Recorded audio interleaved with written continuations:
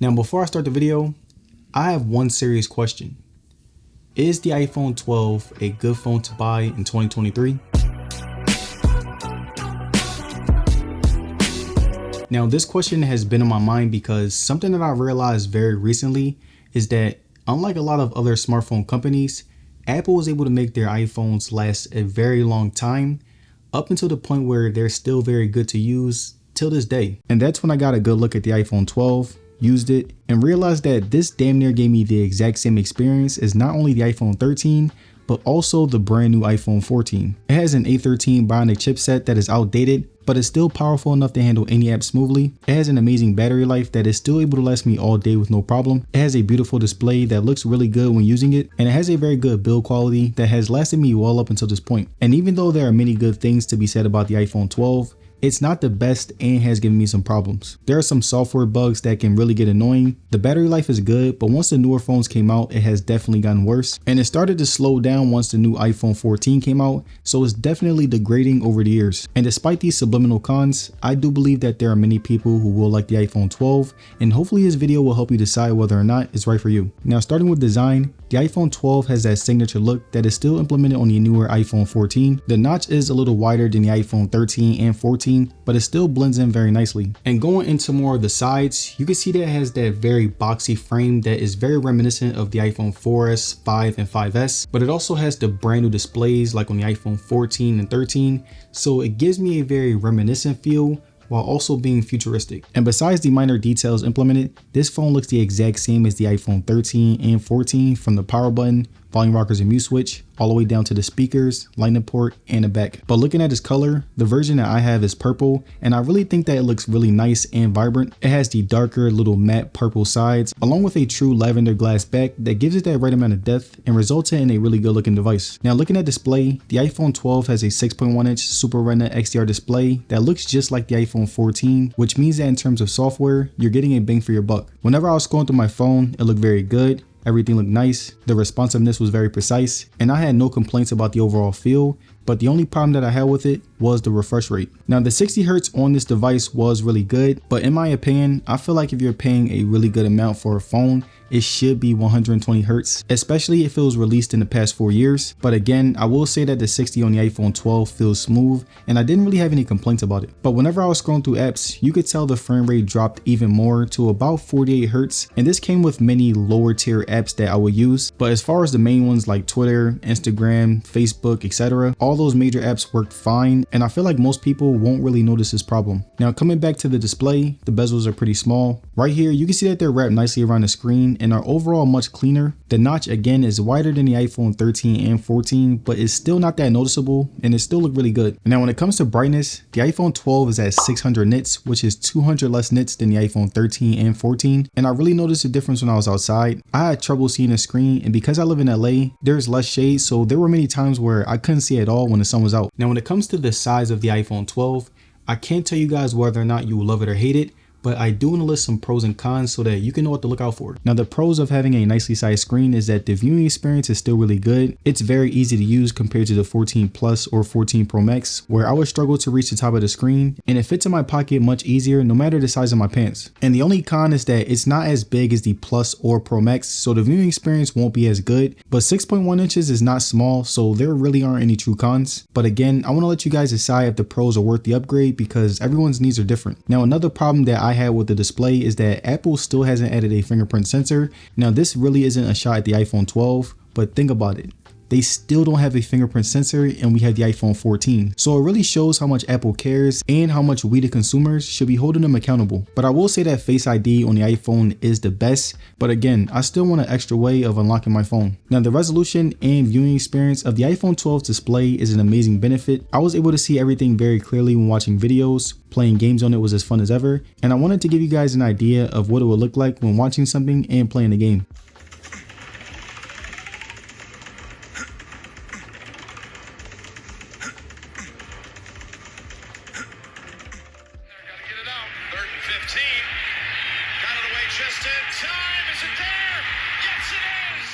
Now, the iPhone 12 has a 2800 mAh battery compared to the iPhone 14's 3200 mAh battery, but the battery on the iPhone 12 will still be able to last me all day. with a little help of course. And mind you, I'm not only doing everyday things on my iPhone 12, but I'm also doing some work on my iPhone 12. You know, I'm doing things like planning videos, writing scripts, scrolling on social media, being on Netflix, being on YouTube, etc. And I'm usually getting over 5 hours of on-screen time a day, and I charge it twice a day. Also, I'm using my iPhone 12 on power saving mode, but most of the time I did use it to the max and it was still able to perform very well, but the battery has gotten worse over the years. And if I could give a quick estimate, I would say that my battery is usually on 10% by the end of the day, which is really good. But again, I had a lot of battery help along the way. And right now my battery health is at 87%, which hopefully will keep up longer. I really wish the battery health on iPhones were a little bit better, especially since charging isn't that special. Now, the last thing that I wanted to touch on when it came to the battery was the charging. And if I'm being honest, the charging isn't that great in terms of speed.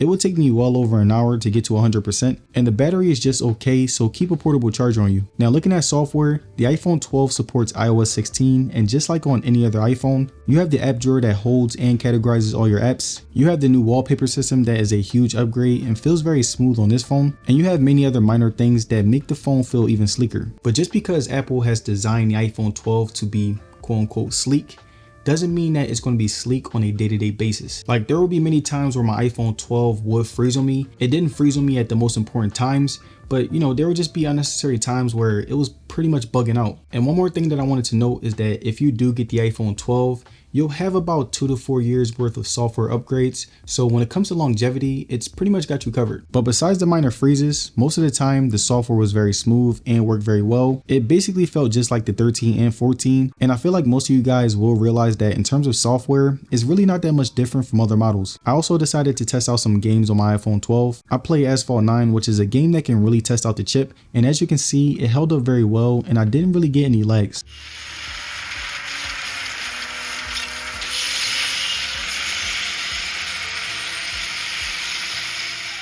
Now, just like any other iPhone, the haptics weren't that great if I'm being honest. There were many times where I would have my phone on vibrate, but would miss out on messages because I couldn't hear it. So overall, I would suggest you guys putting a ringer because the vibrations aren't that strong. Now, just like the iPhone 13 and 14, the 12 has some really good speakers that still hold up very well to this day. And I would usually use them in the house, you know, watching YouTube or listening to music. And I really didn't have to turn it all the way up because they were pretty loud on the lower tiers of volume. I also tested out how they sounded when playing music. And if I'm being honest, they're loud, but the quality is okay when the volume gets to the max. I also tested out my 12 as my alarm and I had no problem waking up to it. I didn't have to set multiple alarms and I didn't really have to worry too much about receiving important notifications whenever I turned on my ringer. And right here, I'm going to give you guys an idea of how the speakers sound.